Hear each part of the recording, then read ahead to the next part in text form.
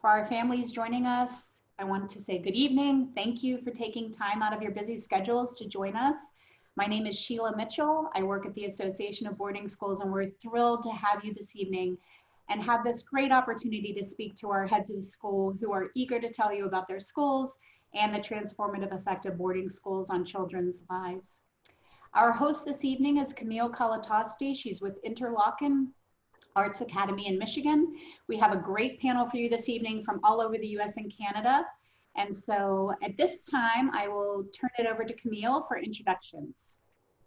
Thank you so much, Sheila, and welcome everyone. Thank you so much for joining us. As Sheila mentioned, we're just thrilled to have you here, and you'll hear from 6 heads of schools, and then you'll have a chance to ask some questions. While we are chatting away and introducing ourselves, please feel free to ask your questions through the Q&A link at the bottom of the screen, and we will do our best to get to all of them. Each of us will spend just a few minutes introducing our school to you. So as Sheila mentioned, and as I said, I'm Camille Colatosti. I always tell the students to call me Camille with that hard last name that I have. I am greeting you from Interlochen Arts Academy. We're in beautiful northern Michigan on 1,200 acres between 2 lakes. Our school has approximately 500 students. It's a co-ed school, students in grades 9 through 12, plus a postgraduate year. We pride ourselves on describing ourselves as the destination for young artists. So this is a place for students who really have a passion for the arts and see their life's purpose as being very much involved in the arts. So students earn a full high school diploma, but they also major in an arts field. So they major in music, in dance, in theater, in creative writing, in visual arts, in film, or in interdisciplinary arts. They're also involved in so many other transformative experiences that you'll hear more about tonight. So thank you again for coming. And now I'd like to ask Joe Williams from Hampton School to talk about his institution. Thank you, Camille, and welcome everyone to this presentation tonight. As McKinney said, my name is Joe Williams, and I come to you from Hampton School, which is located in picturesque central New Hampshire in what's known as the Lakes region on the shores of Lake Winnipesaukee. We are a predominantly boarding school serving grades 9 through 12 in a postgraduate year. It's a co-ed school, and we are the home of the Huskies, which is our motto. We have 340 students that come from 26 different states and 30 countries, and over 80% of our students live here on campus as boarding students, and over 90% of our faculty are housed on campus. We enjoy a living and learning community like ours so much. We go to school 6 days a week. And we can talk more about academic schedules a little bit later on, but we're a very unpretentious school that is focused on both wonder and well-being as we balance the development of academic curiosity with addressing all of the adolescent issues that we know students wrestle with these days. We are a school that offers the International Baccalaureate as our top curriculum, which is the skills-based counterpart, if you will, to the AP. It's a very reflective curriculum that serves our community quite well. We also offer a rich academic support community for those kids that learn differently and are looking to access some of the services in that program, which ties in very nicely with the International Baccalaureate. We also have a unique partnership with the Disney Family Museum in San Francisco, and they teach a series of animation classes here on our campus, which speaks to the rich arts offerings that we have that I would say are most noted by a contemporary music program. We're also a school with a very rich athletic heritage. We value sports and the curriculum that goes along with that and the development of young people.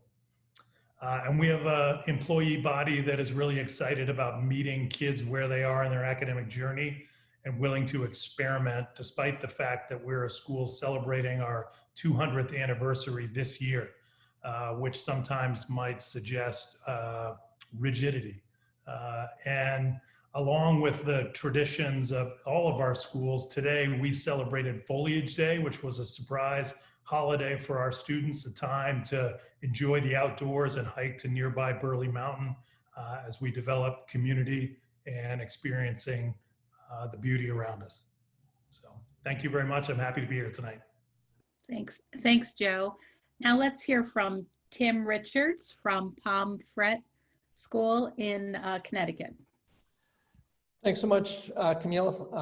As Camille says, my name is Tim Richards. I'm in my 10th year as head of school at Pomfret, my 36th year working in boarding schools, and my 57th year of living on a boarding school campus, which is either cool or pathetic. I'll let you decide. Pomfret School is a 127-year-old co-ed prep school for grades 9 through 12. We also have a postgraduate program. We're located on 500 acres in the quiet corner of Northeast Connecticut, about an hour from Boston and about 2.5 hours from New York City. Our students come to us this year from 24 states and 21 countries. 85% of our students live on campus, 90% of our faculty, 93% of our faculty live on campus.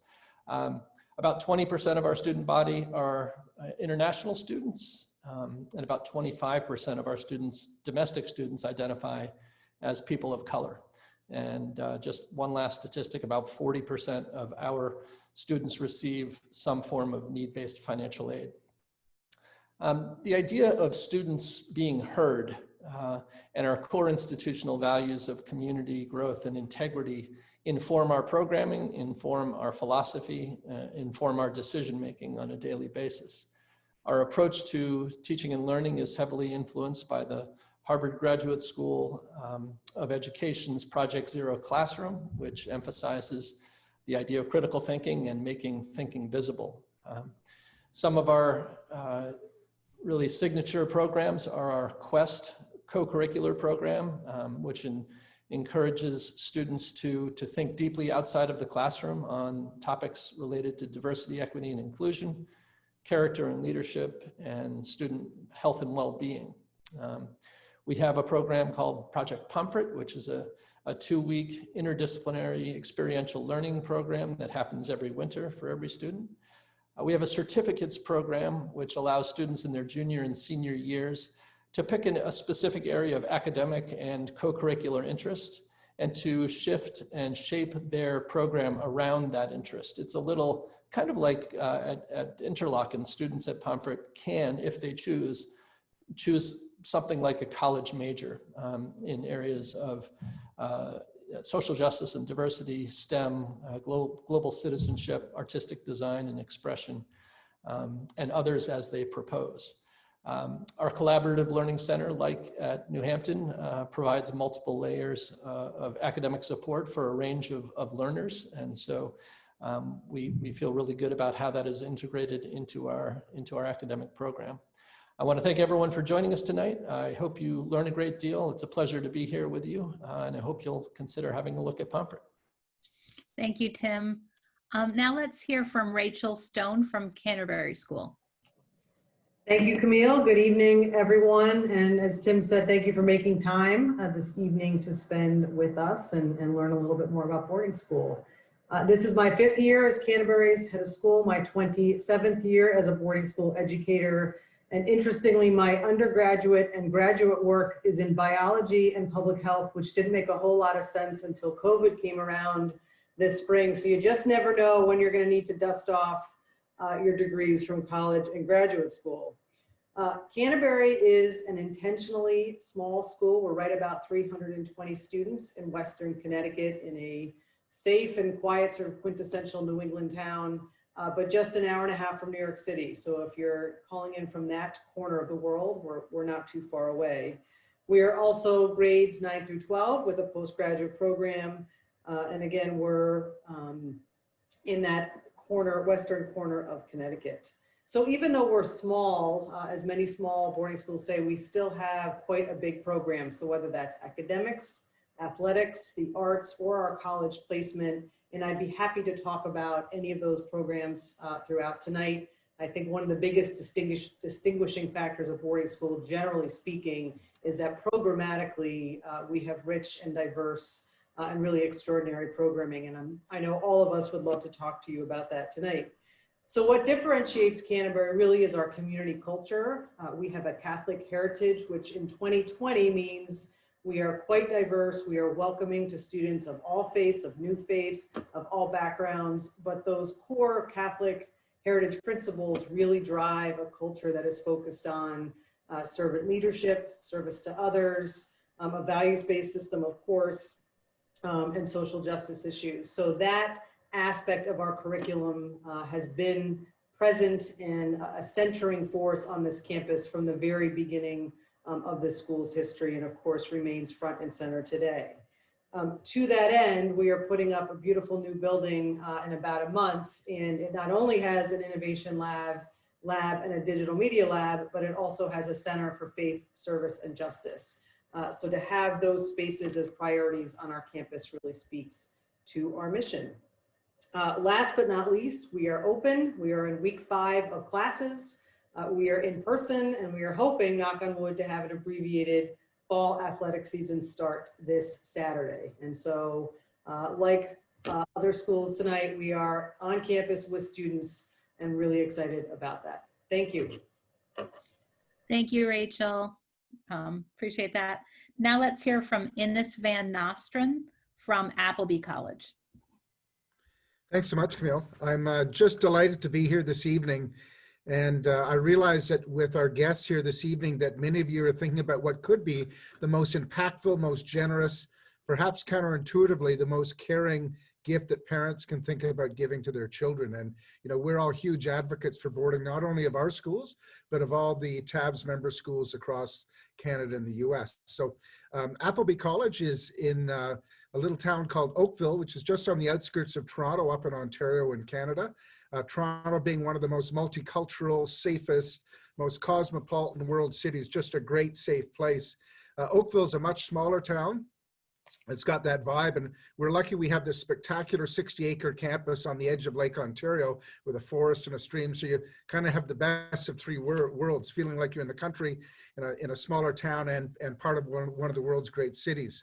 Like a lot of the schools you're hearing about this evening, Appleby's got this interesting combination of excellence and breadth. So we may not be the top in the country about academics or athletics or arts or service, but we'd be in the very top tier.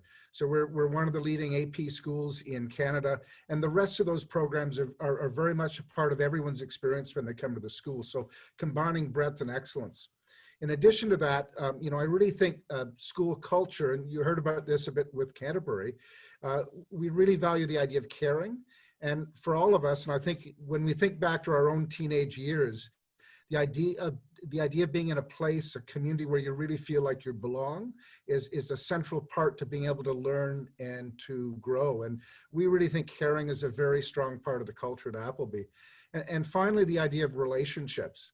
And we look at the relationships between students, but also between faculty and students, and they're extraordinarily transformational and powerful, and the kinds of things that I think give everyone a kind of boost up, not only for college, but for the next 25, 50, 70 years. And so breadth and excellence, caring, and relationships are all really important parts of Appleby College. Great. Thank you so much, Ines. And now let's hear from Sam McKinney from Upper Canada College. Thanks so much, Camille. And it's wonderful to follow the other esteemed heads on this call. It's my pleasure to join you this evening from the city of Toronto that Ines just referred to, where it was a glorious fall afternoon this afternoon. As Ines mentioned, Toronto, an incredibly diverse and multicultural city, the 4th largest in North America, and the population, student population and faculty population of Upper Canada College would very much reflect that multicultural nature. Somewhat different to perhaps the other schools that have been mentioned this evening, Upper Canada College is an independent boys' school, all boys in nature. We are somewhat larger than the other schools that are on the screen this evening. Some 1,200 students. We are drawn from many nations across the world. We are a day and boarding school with a large population of 1,200, but a small population of boarders in a very tight-knit community, some 88 boarders. Those boarders are both domestic from Canada and also drawn from 30 nations across the world. Like Hampton School, we're an international baccalaureate school, and we believe that that is the gold standard of university preparation for students as they embark on lives beyond their time at the college. We are, as mentioned in other schools, a school that provides a comprehensive opportunity. Our mission speaks of a transformational learning experience, one that brings out the very best in each individual student, and one that inspires them to make a lasting and positive impact in their world. Our students are ambitious. Our students are caring. They develop a community and a sense of brotherhood one with another in the most positive sense of that word. One that means that they stand by one another, supportive of one another, supportive of their communities, with a sense of where they fit in the world, a global perspective and an international mindedness that is born of the environment where this school is located on 35 acres in the heart of Toronto, with all of the opportunities that exist on this school grounds and within the classrooms. It'll be my pleasure this evening to answer any questions that you have and to share with you the rich experience that our boys have at Upper Canada College. And we'll look forward to that opportunity that I think, Sheila, might begin right about now. Thank you so much. Let me also introduce again Sheila Mitchell, who's the Vice President of Marketing for TABS. She wants to say a few words before we open up questions for everyone. Thank you, Camille. So again, I just wanted to describe what TABS is and our mission. So we serve boarding schools throughout the US and Canada. We also have a handful of international schools. We have about 250 schools and about 90% of the boarding schools in North America. And TABS is laser focused on not only supporting our schools, but helping our families who are interested find the best fit for their child. So at the end of the broadcast, I will share a screen that lists all of our participating schools this evening, all of the logos in case you miss or can't quite get the acronyms right. I'll be happy to provide that for you. And I just want to re-emphasize 3 pillars of boarding school that are definitely things to think about and things to ask about and listen for tonight. So certainly world-class academics. You've heard all of our heads of school talk about that. The second piece that is really truly different than the public school down the street or most private day schools is a 360-degree network of adult support. Our teachers, our administrators, our staff know your child. And the third piece that is really enticing for most kids is the ability to try all kinds of things, fail in a safe environment if that happens to occur, but keep busy and keep trying lots of different things from arts to athletics. So we just want to emphasize those points as well. So we're thrilled to take your questions. We do have several questions that were submitted ahead of time. Please do, as Camille mentioned earlier, add your question to the Q&A box at the bottom of our pictures. If you hover your mouse, you'll see the Q&A box. So feel free, and we'll be answering that throughout the rest of the evening. But right now, I will turn it back over to Camille to facilitate our questions. Thank you so much, Sheila. Appreciate that. I'll start with answering one question that was asked in advance, and a few of our heads of school have referred to it. All of us have students on campus. We all have slightly different strategies for how we're managing that. But you can hear that most of us are talking about our acreage. So we have lots of space, variety of safety protocols. I know at Interlochen, we started school 3 weeks earlier than usual. We're not letting students leave the campus. 90% of our students are boarders. We have lots of testing, lots of masking, lots of safety protocols. And all of us have updated websites that go into lots of detail about our health protocols. If you're in a situation where you're involved with a public school, maybe having school remotely, that's not the case for the boarding schools that you're seeing here tonight. So let me just, before I go on to another question, just see if anyone had anything to add to that answer. Okay, great. Well, why don't we, there was another question about how we provide support to international students. Ines, I wonder if you want to tackle that question. Sure. As you've heard, I think from many of the panelists, a lot of our schools are really diverse. We have students from 50 different countries at Appleby and many, many, many different ethnicities as represented in Toronto, as Sam talked about at UCC. So as far as specific programs for international students, often they do not have family locally. So in terms of healthcare provision, guardianship, and specific clubs and activities and affinity groups that really speak to people from different nationalities and different backgrounds. We also run programs, so we have translated parent calls on a monthly basis to populations where we have significant numbers of students. We translate some of our publications into other languages as well. And we try to make sure that from the counseling standpoint, be that guidance or in the residence life staff or in the advising program, that we have people who are particularly well acquainted with and understand a bit about the cultural perspectives and some of the issues that people may be dealing with uniquely from their own culture or background. And so that's part of the way in which we reached out to it. I will say, just saying international, though, probably doesn't capture it because, you know, in North America, we have such a diverse kind of range of students, even domestically.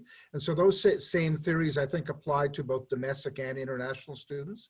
And I think many of us probably on this call spend a fair bit of time traveling internationally and spend time with families around the world as well to not only allow the community to be presented from our home location, but also try to bring some of that to the homes where families are living.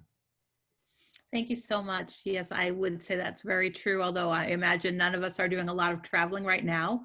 We look forward to the days when we can do that again. Another question just came in of really like, who lives with the students? How do they interact and guide these young people? And I know that can be a question. It's one thing to think about young adults going off to college, but here we're talking about people who are not yet adults. How are they cared for? So Tim, do you want to try to answer that one for us? Sure. And I'll speak for Pomfret and for the other schools where I have been. Every dorm at Pomfret School has multiple, what we call dorm parents, and they live in the residence halls. They have separate apartments, of course. They're not living on the hallway with the students, but they have apartments attached to the buildings.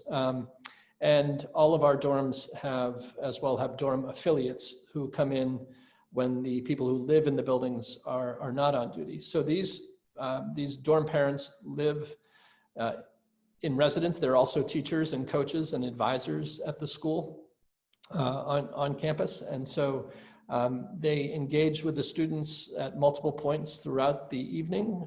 They supervise study halls, particularly for the younger students. They hold our students accountable to the rules of the dormitory, but also importantly, spend a great deal of time building community and helping our students, whether they're 13-year-old ninth graders or 18-year-old, 19-year-old postgraduates, better understand what it means to live in a community, which is a great advantage when our students head off to college. They go into college with this real advantage of having had hands-on guidance from really thoughtful mentors, preparing them for dormitory life, how to balance their priorities, how to keep their study hours sacrosanct. And so they have multiple points of contact throughout the evening. And even during the day, our dorm parents will be walking through the dorms just to see how things are going. So I'd let anyone else add on to that. The only thing I would love to add, if that's okay, Camille, and Of course. I think probably similarly, the way that boarding schools hire faculty is really unlike any other industry, even college and even public school, because part of our job is to help find adults for whom spending time with students immersed in their lives, whether you're teaching calculus or helping a young student figure out a relationship or losing a championship game, typically in in public schools and even in day schools, different adults manage those different parts of teenage lives. But in boarding school, really part of why we all love it and have stayed in schools for so long is you have the opportunity to know these students throughout the course of their day and the course of their years. So we all probably have different ways that we go about vetting faculty, but it is different. We're trying to find what we would call student-centered adults who, of course, did excellently in college and know their disciplines, and many of them were even scholar athletes. But first and foremost, they need to convince us that being immersed in the lives of teenagers and really shepherding them through high school. So we probably all have different ways to do that, but it is, I would say it's different than hiring in any other industry, even within education. Great, thank you so much. One question came in from Jerry about just how do you find out about the racial diversity of the faculty and staff? He talks about himself as a white man raising a Black son, and he'd like to get him into a more culturally diverse environment. And does he need to reach out to each individual school to get the information about diversity? So I'm going to share a little bit and then see who wants to add to that. I'll say one source of information is actually from another organization called the National Association of Independent Schools, NAIS.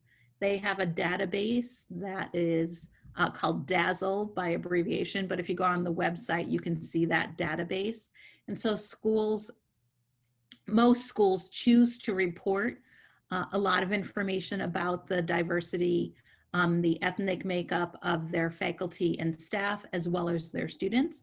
So you can find out a lot there that could help you compare. And again, most institutions do put it on their individual websites.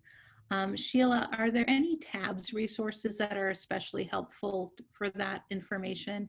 Or is the NAIS the best place to go to find that out?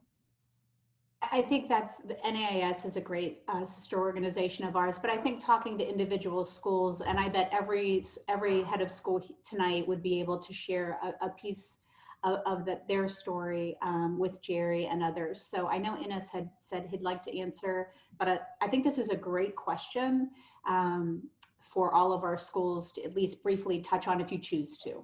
Sure.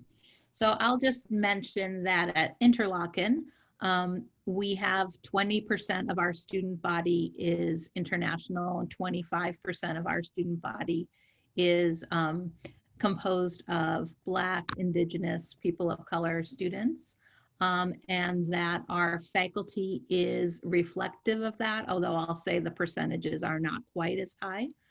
We do have all that information listed on our website, and of course diversity is very important. Many of the heads of school have already mentioned that. I know Ines wanted to add something, so I'll turn to him next, and then I'll give everyone a chance to say something about that if they have something to add.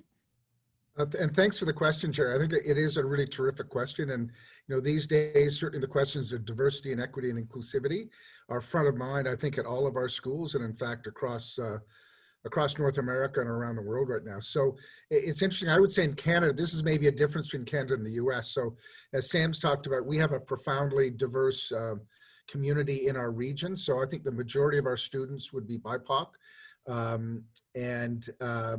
But the definition or some of the issues at play are probably a little bit broader. So I really think that this would be a perfect question for you to speak to someone in the admissions team about and really talk about the idea of advising. A friend of mine who's a head of school said he thinks that every student needs a third parent. And I know that that's kind of a nuclear family kind of metaphor, but because there are things they're not going to speak to their parents at home about. So having a third person they can turn to and lean on in a mentoring kind of role is very important. And in many cases, it's important for that person to have some kind of cultural common ground or way of connecting really well with the individual students. So, in our case, because we have significant portions of the community who may be East Asian, South Asian, from other parts of the world, the way diversity plays out on your faculty and staff may have some very specific answers to it. And I think that's a really good question to delve into. How is DEI played out at each institution? So great question. I think it's important. And I suspect most schools have some pretty good answers for that. Great. Thank you so much. Neil, I wonder if I might jump in with a Yes, go right ahead, Sam. addition to the question. And I do agree with Ines, it is an incredibly important question. I might comment that as mentioned, and our school too is located in Canada, pluralism as a term and as a value is actually one of 5 core and fundamental values at the college. The notion that difference is something to be celebrated. Indeed, the valuing and cherishing of similarity as an overriding feature, and the notion that multiple perspectives adds a tremendous richness to the culture of a school. That's certainly something that we value at the college, and I anticipate that each school on this call considers similarly. The notion that every student is known uniquely and well, that a school environment is welcoming and embracing of any individual, irrespective of difference, that faculty and staff in any organization that is providing an education embraces those similar features and creates that environment where students can then thrive because they know they have the safety of people around them who do truly know them, who understand what may motivate them, who know when to swing in with support when it's necessary. For all of us experience the ups and downs of life. Similar to some of what was mentioned by Tim, living within a boarding community, and I've had the privilege of doing that at 3 schools, 2 internationally and 1 domestically here in Canada, that you know when that is a feature and function of the school. For the school's heart beats in a way that creates a warmth of environment and a flourishing of individuals within the school. Camille, I thought that might be something that adds to the answer. Thank you so much. Does anyone have anything more to add before we move on? Okay. Well, one question that's, oh, go ahead, Rachel. No, a really simple, I think for prospective families, as you're doing your research, and this is just an extension of what folks have already said, if you ask, particularly if you ask the students, but even if you ask the admission team, how that school is making decisions about moving forward with their DEI work, listen very carefully because, and I think I'm sure I can speak for this group of schools, when we take our lead from our students, to Sam's point, knowing them well, that shows signs of a school that really understands that it's about meeting the needs of students in 2020, as opposed to schools that are taking their cues from a lot of external noise. And I think that's a really important way to look at a school's commitment is how are the students involved in the strategy and planning out the next steps around diversity, equity, and inclusion. Wonderful, thank you. We have a question here from Tapleen. If I'm mispronouncing your name, I'm so sorry. It's similar to a question that we've received before, which is what distinguishes these schools from other boarding schools? Or a question somewhat similar was, we've been from a family who asked ahead of time, we've been researching boarding school websites for the past months, and in truth, they all start to sound the same. How do we decide what's the best one for our student? Joe, I wonder if you want to start with an answer to that question. I'm happy to try to shed a little bit of perspective here. Thanks, Camille. It's a great question because there are so many schools out there. And I guess what I would say is there's no one best school, but there's a best school for your child. And so unfortunately, it does take some work to really focus in on exactly what is driving your search, what your child is passionate about, and how there are programs at the different schools that connect to that interest so that they're engaged and they feel comfortable. I think what you've heard tonight is that all of our schools are safe, warm, and welcoming environments. The value-added benefit of a boarding school is that they are working 24/7 with adults that understand both the positive experiences and the challenges that they have faced, possibly in the classroom, on the playing field, in an art studio, and can be there to support them in that quiet moment, wherever it might be. and to recognize their accomplishments, however large or small they might be, because as I think Sam mentioned, kids want to be known and feel that they contributed. So I think size of school, geography, do you want to be single sex, and so on and so forth, are questions that you really need to drill down into, as opposed to chasing a, bumper sticker on a car. Okay, great. One thing, if it's okay, just to build off Joe's really thoughtful and I think pretty thorough answer. There are complexities in getting down to that this year, and we recognize that.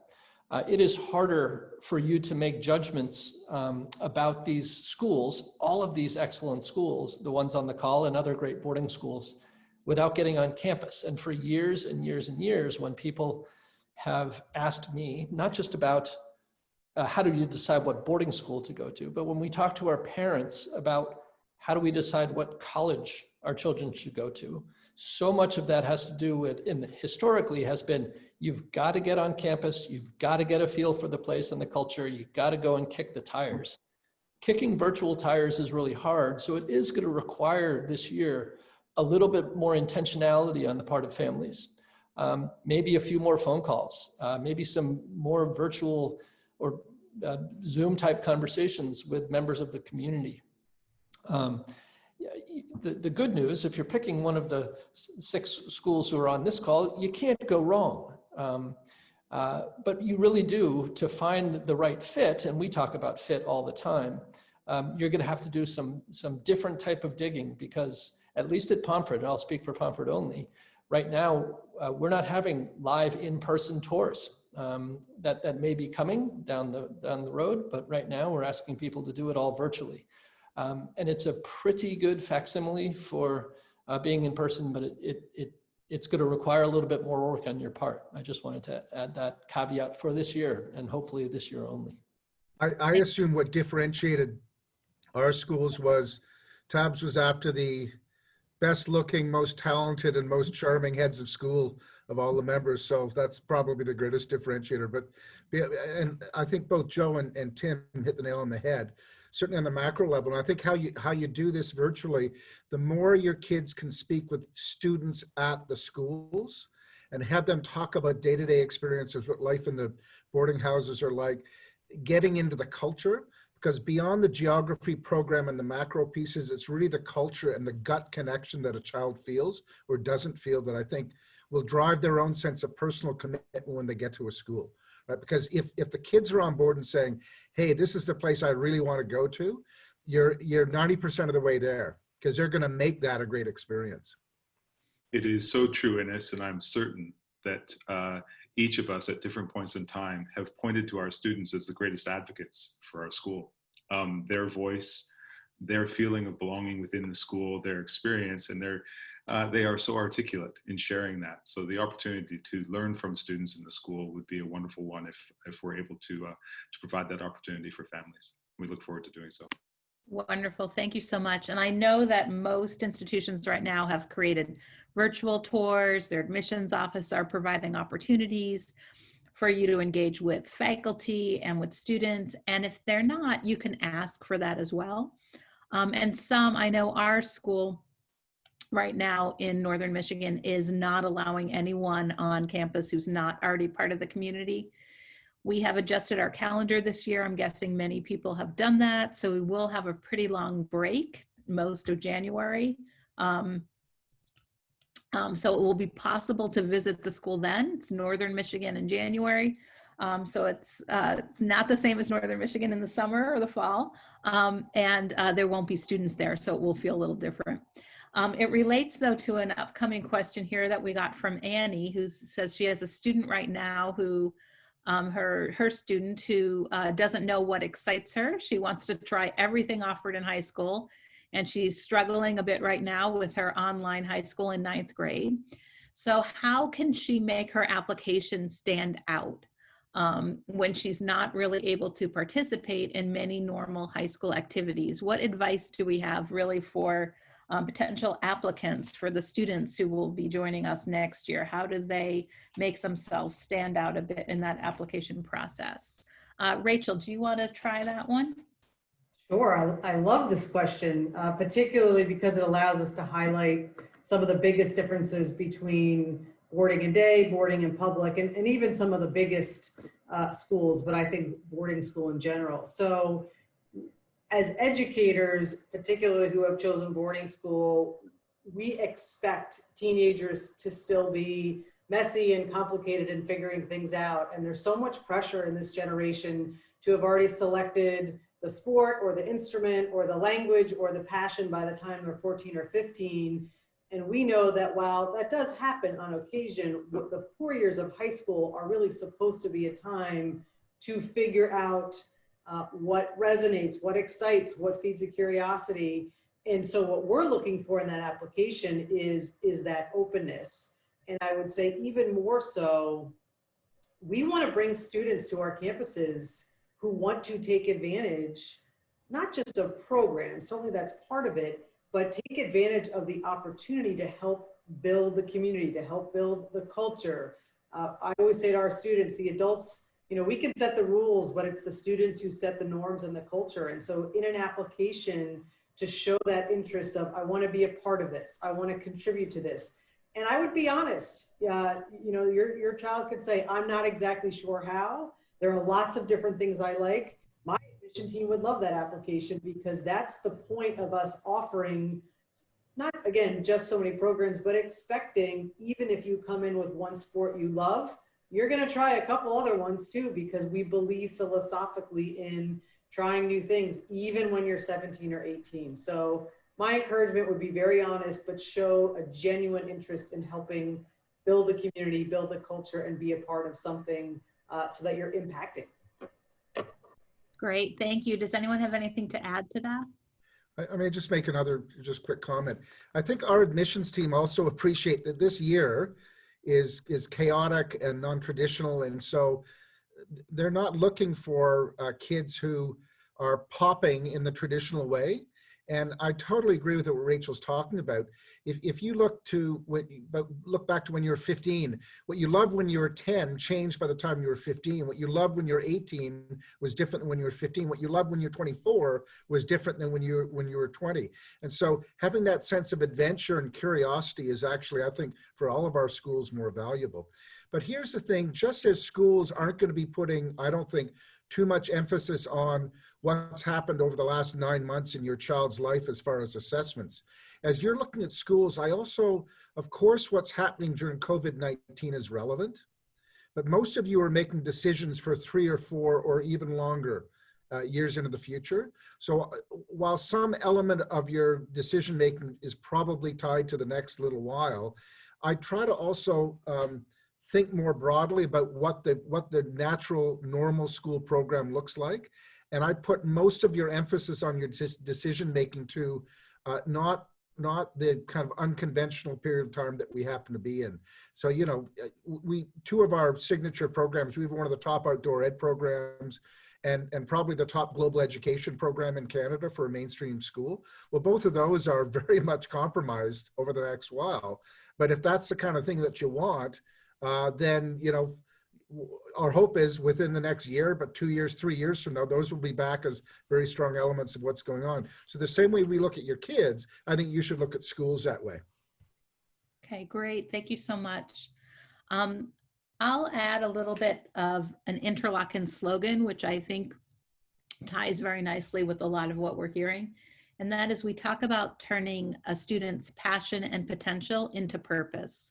So I think really what we're looking at is students who have a lot of curiosity, some passion about different things, and moving them into purpose. I'll add that for Interlochen, they do need to have some interest in art, or they will not be very happy at Interlochen. Some other schools might have a greater emphasis on athletics. So some schools have a specialty focus, so it is nice to look at that specialty focus to make sure it's the right fit. Camille. Yes. Little thing, and this wasn't part of the I'm sorry, Tim. I misheard who was speaking. Go ahead, Tim. But okay, Camille. It wasn't exactly part of the question, but I think it's worth noting that Pomfret is one of a number of schools who have become test optional this year. So we know that a number of students have concerns about being sufficiently well prepared for SSATs or PSATs. And if that's a concern for your child, then it may be worth looking at schools who are putting more emphasis on the conversation, the interview, the recommendations, transcripts, and looking, as I think others have said, for that passion and that curiosity that drive all of the good programs that we have at these schools. Great, thank you so much. And Joe, I think you did want to speak as well. Yeah, I was just going to connect this question back to the one of diversity, because I think what we're looking for is kids to bring their individual selves to our community to help make us as diverse as we can be. And so it's more about a willingness to be involved and to try new things. I think kids at boarding schools that are open to developing strong relationships with adults tend to be those that are most successful because they get the most out of it, as opposed to keeping us at arm's length. So that sort of partnership, I think, is really important, and to try different things. At New Hampton, we may have someone who plays soccer their first year in the fall and decides to do theater the next year in the fall, and maybe tennis after that. So they don't have to follow a prescribed path because it's their path that we want to help them discover. Bill, and I wonder, just to round out the comments that have been made, I think it's probably true of all of our admissions teams that we look beyond the test scores. That I think we challenge our admissions teams to actually come to an understanding of the individual student, to look to potential, to look to areas of strength that each individual does indeed have. So it is that not just in a time of COVID, when perhaps SSAT and testing may not be the path that schools follow for their admission processes. I think generally we're looking well beyond testing to that potential that students bring when they come to an interview setting. Thanks, Camille. Great, thank you. And if I just may clarify, and thank you, Sam, for that, our decision to not do testing was unrelated to COVID. We're not doing testing moving forward, something we've been discussing actually for several years, but it's a very fair point. I think we're all aligned on what we're looking for. Indeed. Yeah. Yes, I'll add, we don't do that either at Interlochen. We look very much at the audition and the portfolio as well as the application. One question that's very interesting and probably challenging for all of us is, what is a weakness of your school and how have you worked to fix it? I'll say, because as heads of school, it's hard for us to really talk about any weaknesses. But I'll start with sharing that at Interlochen, our emphasis is on the academics and the arts. The arts are what students are passionate about. For the piano major, practicing hours and hours. But one weakness that we identified was really recognizing that students also are interested in athletics or other kinds of recreation, and really providing more opportunities for them to have fun together. So a few years ago, we actually built a new gym, and we hired a director of recreation and wellness, and now we have a robust array of sort of athletic events in which students can be involved. I'll say that this year, because of COVID, our teams are not competing, but they compete at a much more club level than I think most of the other schools here. But there's a basketball team and a volleyball team, and opportunities for students to play and enjoy athletic activity in a very low-key setting. I'll say again, this year we're not having competitions with other schools, but some recreational fun. So that was one weakness at our school that really I think we had a blind spot to, because we thought, well, these are artists, they're not interested in sports. But in fact, we know that people have many sides, and the students really wanted that. And so we were responsive to it.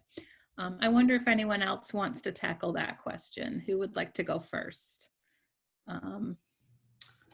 Camille, I'm happy to hey, Joe, go right comment ahead. here, and I guess as opposed to a weakness, I might say challenge. And that challenge is getting kids to engage in weekend activities. And as I mentioned at the outset, we have classes 6 days a week, half day on Wednesday and Saturday, and those afternoons are typically game days, so kids can travel to another school to compete without missing any class. And so we have Saturday night and Sunday, and we as adults might think of all of these great activities to offer, and students either don't sign up or they tell their parents there's nothing to do, when in fact there's a whole robust offering.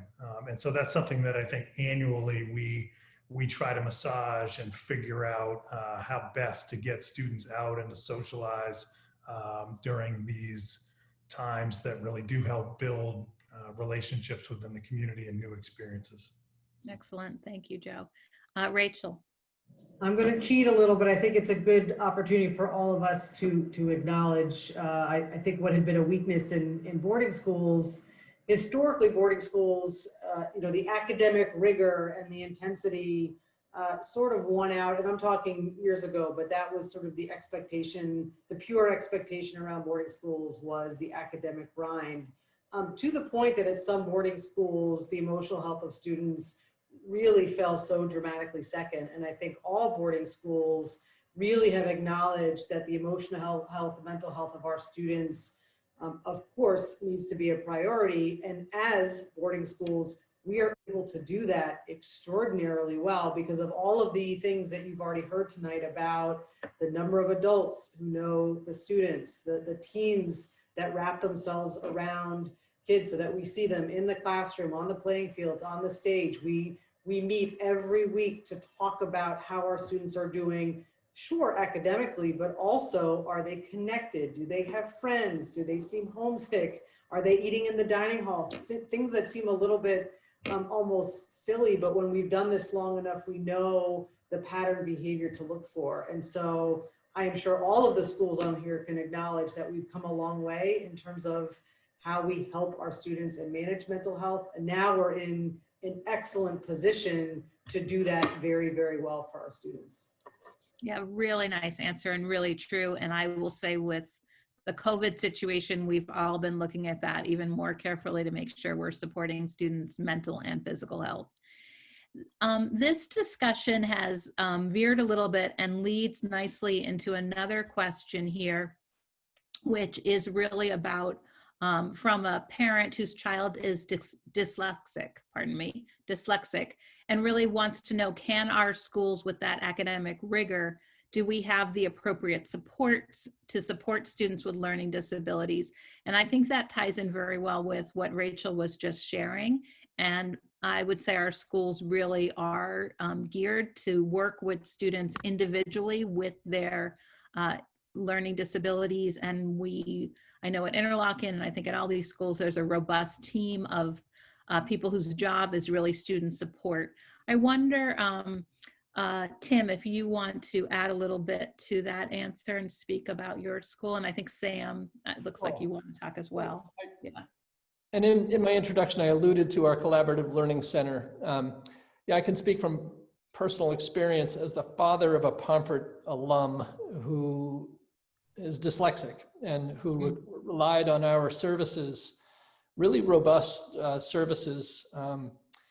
It's a kid who kind of grew up thinking she was stupid and couldn't read. And the support that she received here was instrumental in her preparation for college and beyond. And so I think more than ever, we're paying attention to, and most of our schools, I believe, are seeing a much wider range of students and their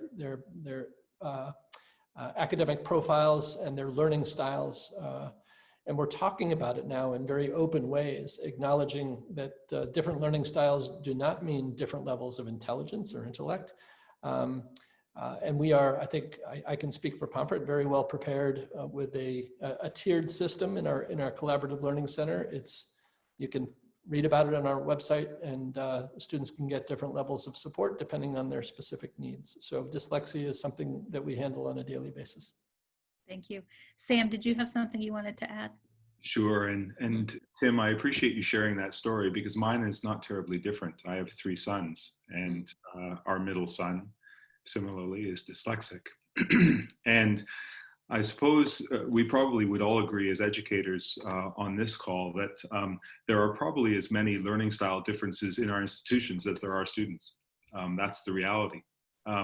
So here at Upper Canada College, we have something referred to as a Center for Learning. And the mandate of the Center for Learning is to be a center for all of the students some of the time, not for some of the students all of the time.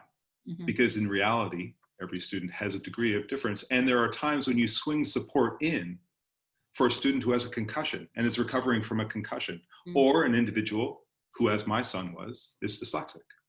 And so I believe we probably all can refer to the various support services that we offer, but it is an integral part of a student experience in this school, as it is, I'm sure, in others, that the Center for Learning is one where a student with that particular need is able to have that need supported so that they can have equal access to the curriculum that is on offer for students and the support that they need to thrive.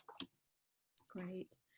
Thank you so much. Camille, can I just? Yes, please go ahead, Ennis, please add. Also, and our philosophy is very similar to what you've just heard from Tim and Sam at Appleby. We have a student success center with learning strategists who really help kids focus on how they learn, not just kind of content, and that's been great.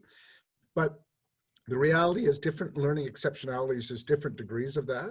And I think every school has a pretty good idea of how deep they'll go. And there's some schools that actually specialize in being able to deal with kids with quite profound learning exceptionalities. And I think that's a really good, I would counsel you not to be afraid to be absolutely upfront in the conversations with the admissions teams. So, you know, we have a number of kids with dyslexia who are being well supported and being very successful here. There'd be some cases of such a profound case of that, it may not be a great fit academically. But I think, schools don't see that as a point of shame or stigma, and they'll be upfront with what they'll be able to provide you or not.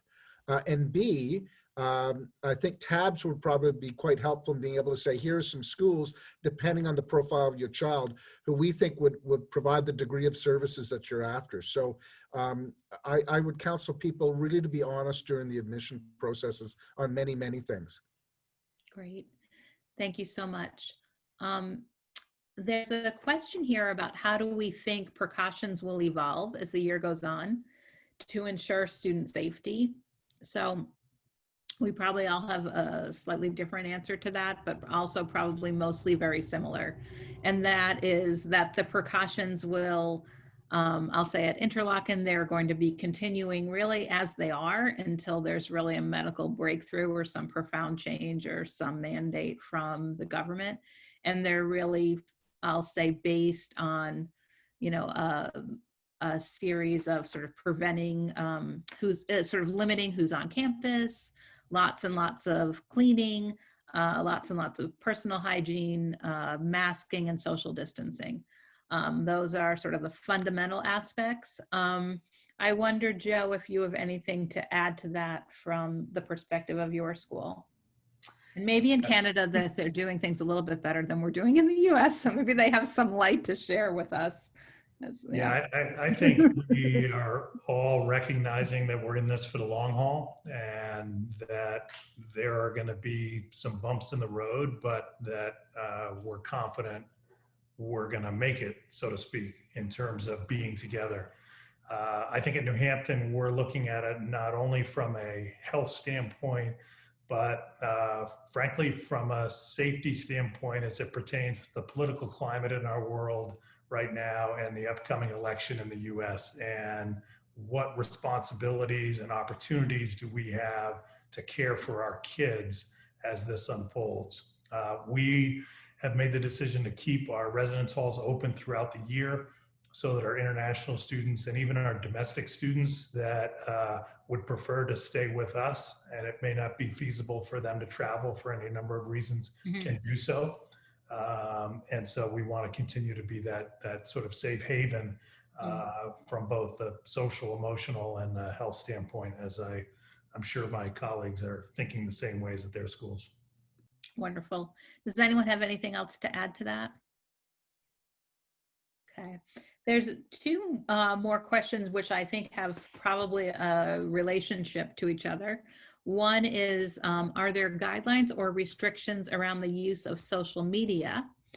And then what's your take on bullying? And I'll say in today's day and age, so much of kind of the bullying or sometimes just unkind behavior takes place on social media. So I'll say that I think boarding schools also struggle with this, though certainly looking to see if there's some policies from which I'll say Interlochen can learn. Some of the things that we do is that we do have, you know, a lot of rules about what kinds of behaviors are appropriate in any communication and what kinds of behaviors are not.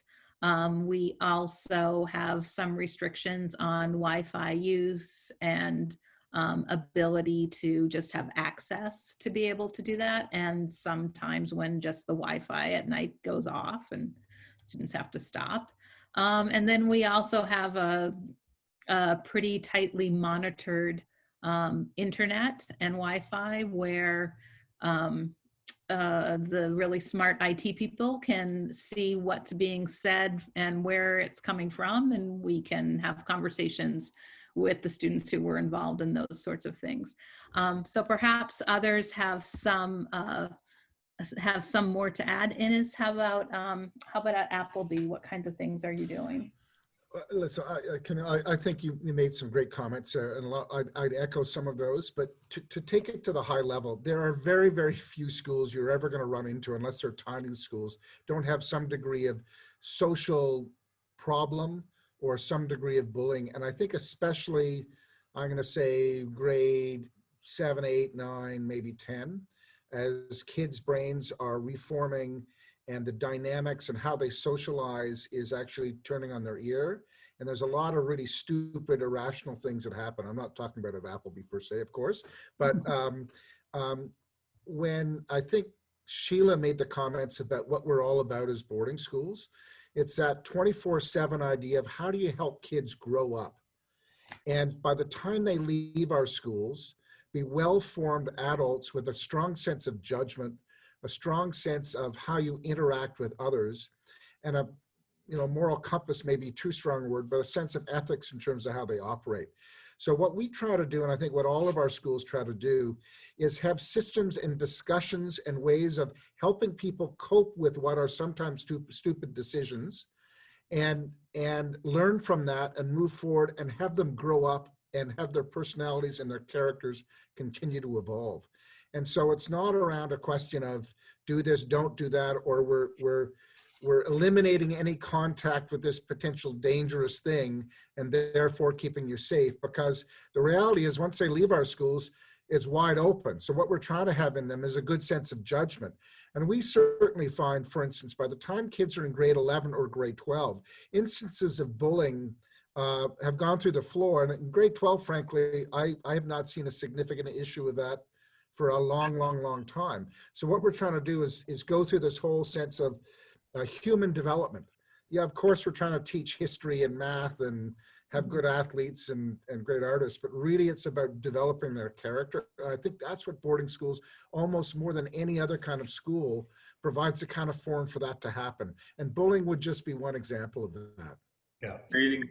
To follow on, creating a sense of community and responsibility, and recognizing that mistakes will happen, but that we grow from those mistakes. We grow as individuals and we grow again as communities. Does bullying exist? I think it would be foolish for any educator to say that bullying doesn't exist to some extent within a learning environment where adolescents are developing that sense of responsibility and again, that sense of community. So very much focusing on those characteristics, a function of a boarding school experience.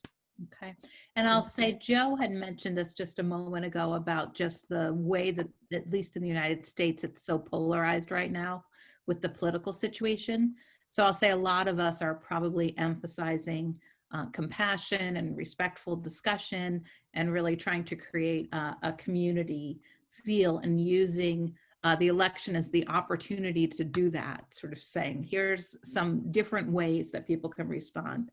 I I think Rachel, and then I think Joe also wants to speak to this.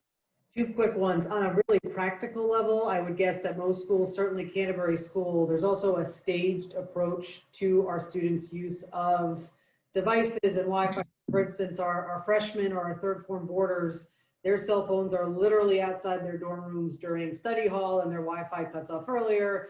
But their seniors and about to go to college, restrictions lessen. So just in terms of the parenting part of boarding school, most of us, I would guess, stage our students' access.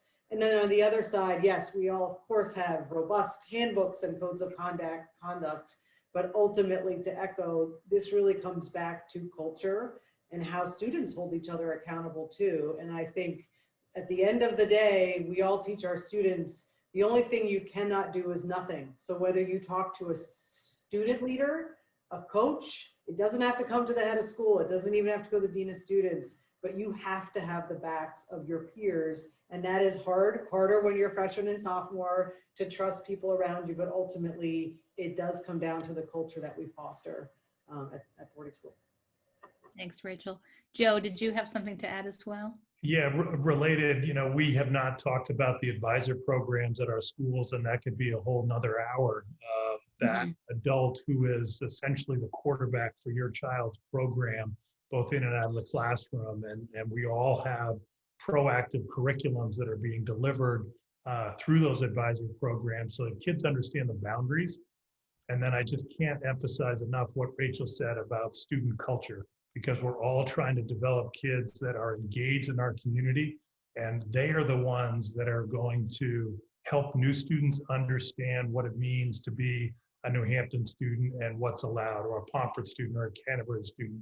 So when they are holding each other accountable in the right ways, that's when we know we've been able to flip that light bulb on for that student. Wonderful, thank you. And one of the questions that came to us in advance of the session, I think might be a good one to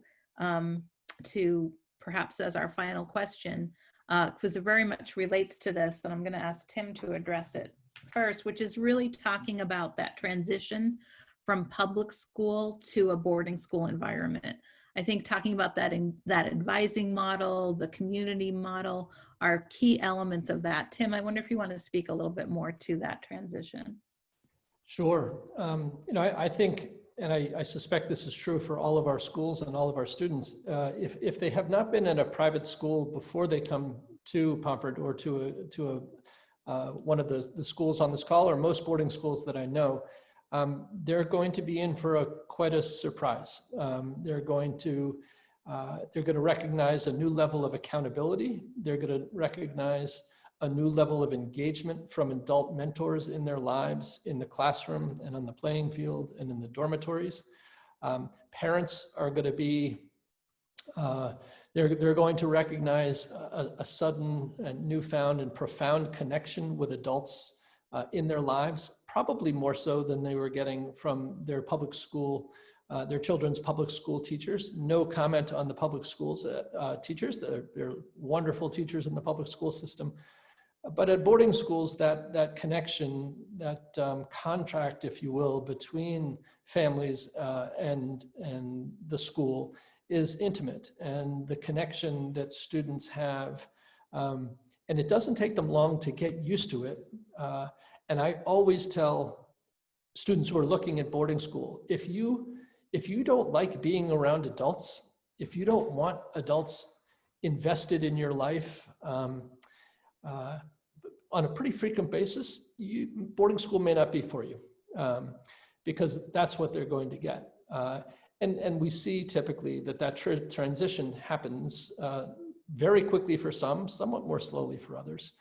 But before too long, they recognize that the commitment being demonstrated by the various adults who live in and amongst them and who are eating meals with them, inviting them into their homes, is one born of authenticity. And I think Rachel was referencing this earlier.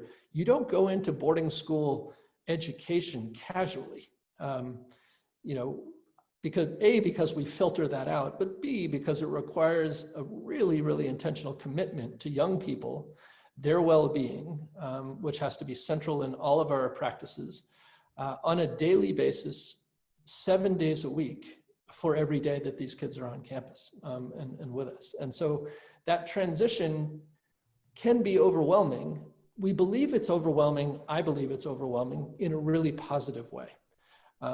The filters that we have that don't allow kids to slip through the cracks are pretty finely woven. Not so finely woven that they can't fall down and make mistakes and create errors from which they learn, but finely woven enough that it's really, really hard at our schools to have things going wrong and us not notice and then sort of leap into action. So that transition happens quickly, and generally speaking, our students are welcoming to it.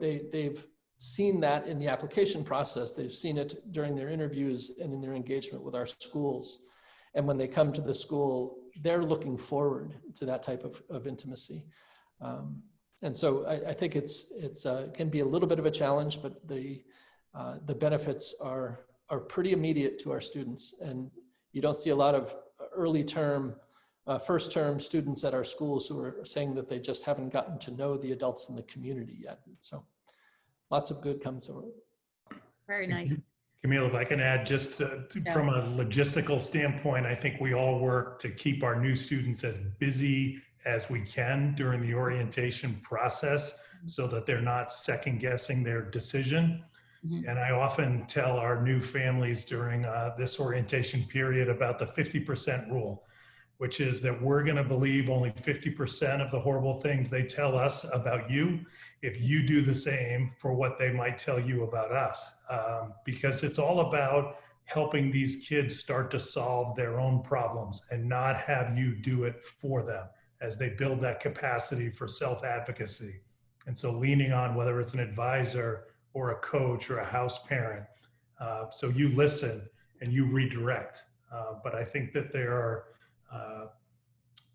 some tough hurdles for parents and kids sometimes as they start this new journey. And so weathering it is really important. Very nice. And Joe and Tim were just referencing kind of orientation.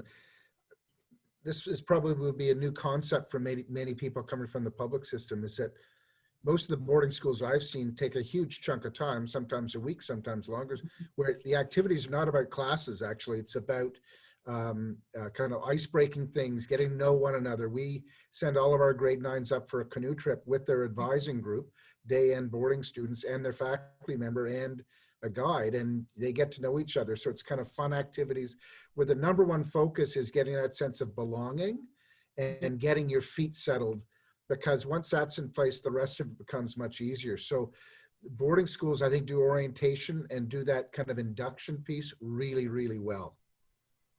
Very nice. Does anyone have anything they want to add to this? Sam? I'm going to quote the smartest person in my life, my partner, my wife, who actually was commenting about our sons and her observation of them a few months into their experience in their new school. And that was that she observed in them that through the transition into the school, that they had lifted their eyes to a new horizon. A horizon of broader possibilities because of the culture and the environment that they were part of, that they were striving for greater success, that they felt that they could achieve more. And they were inspired by many of those who were around them, who sometimes accomplishment or is a double-edged sword, sometimes a dirty word, but the notion that people were striving to achieve, to do well, to work hard, to better themselves, to learn and grow. And her observation was of them that they had lifted their eyes and expected more of themselves. And that for me was a great signature of the environment that they had become a part of. And I anticipate that that's an environment that those on this call and those in independent boarding schools strive to achieve within their schools themselves. Thanks. Thank you. The last thing I'd very quickly say is that the adjustment to boarding schools is very often more difficult for parents than it is for their children, right? We recognize the enormity of the trust that you're putting in us if you send your children to our schools. We will take enormously good care of your children wherever you go to an association of boarding school. And that anxiety is most often, I find, in my experience, has been transmitted perhaps through the kids, but it's really the parents who are feeling the anxiety. And we will do a pretty good job keeping you educated and informed and connected through, as Joe referenced, our advisor system and our teachers and administrators. And you have access to all of us really at any time. So just Yeah. one. Yeah, that's beautiful. I'll say I have this wonderful picture that I sometimes show new parents, and it's of a parent and a child embracing as the parent is about to drive away. And you can see the parent like hugging the child so tightly, and you can see the child kind of looking off into the distance, sort of ready to spread her wings. So I think that is a great thing. Rachel, did you have something you wanted to add to this? I'm good. I didn't Okay. gonna wrap up. You guys are doing great. Well, thank you all so much. I mean, this has been a wonderful panel, and I'll say every time that I meet heads of schools, I always wish that I were 14 years old and could start high school again, because each one of these schools seems so wonderful. So now let me turn things over to Sheila for just final goodbyes, and I will again share my thanks to the panel and share my thanks to all the participants for joining us tonight. Sheila? Thank you, Camille. And I do want to thank our heads of school for their candor and their enthusiasm, which is always so inspiring. I do want to share with our families that TABS has created a website that helps you begin your discovery process. It's called readyformore.com. And you can start by entering where you live, and then you can also enter your preferred distance from home. And then you're off and running. So it's a pretty robust search engine. All of our schools tonight are featured on readyformore.com. We have about 200 schools there where you're able to look through school profiles. You're able to reach out directly to their admissions teams. And of course, you can click on over to their own websites for more information. So in a moment, I will put on the screen all of the logos of the schools who have joined us tonight. Again, I want to thank our families for staying with us and joining us tonight. And of course, our heads of school, thank you all so much. Thank you. Have a wonderful night, everyone.